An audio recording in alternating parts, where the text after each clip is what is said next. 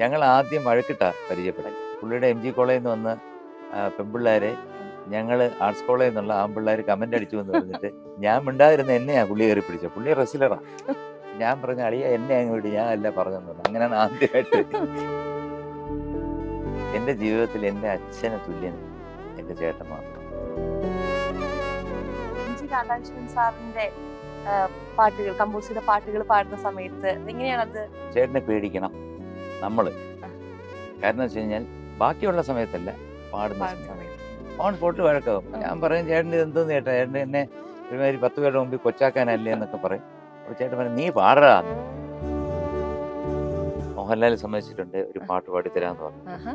വീണ്ടും അത് നമുക്ക് കേൾക്കാനുള്ള ഭാഗ്യം ഉണ്ടാകും. അദ്ദേഹത്തിന് തിരക്കില്ലെങ്കിൽ അദ്ദേഹം പാട്ട് റെഡിയായി. അതൊരു നല്ലൊരു ജില്ല് പാട്ടാണ്.